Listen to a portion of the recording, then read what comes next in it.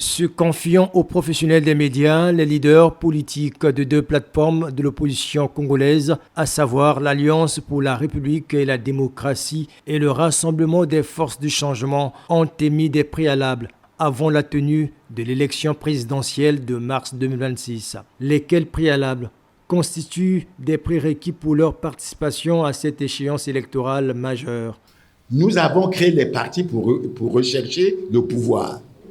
Et pour rechercher ce pouvoir, il faut les conditions permissives pour la tenue d'une élection libre, démocratique, transparente, etc.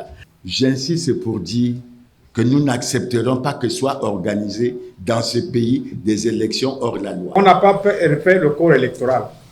On ne connaît pas le corps électoral, on révise les listes électorales sur quelle base. Ce qu'il y avait à faire avant, c'est de faire d'abord un census administratif spécial pour déterminer le corps électoral et sur cette base-là, réviser les listes électorales. À cette conférence de presse commune, les présidents des regroupements de l'opposition congolaise ont aussi épinglé la situation socio-économique et politique du pays. L'indice de démocratie du Congo, calculé au plan mondial, depuis 2021, il est de 2,79 sur 10 et classe le Congo parmi les pays à régime autoritaire, c'est-à-dire une dictature. L'État congolais, la dette intérieure est très élevée. Sans dette vous, la grande partie de cette dette-là, c'est pour vous payer les salaires. Il est interdit dans notre zone de dépasser 70% du PIB pour la dette globale. Mais nous sommes à 99%. Et encore là, on n'a pas pris en compte toute la dette. Nous exportons le pétrole. D'où vient que les réserves de change internationales manquent?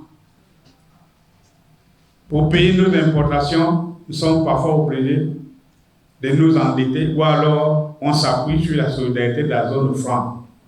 L'échange entre les leaders de l'opposition congolaise et la presse a été focalisé sur 3 thèmes majeurs. La réaction de l'opposition au discours du président de la République à l'occasion du 65e anniversaire de l'indépendance, le bilan du règne de 40 ans du PCT au pouvoir, l'élection présidentielle de mars 2026.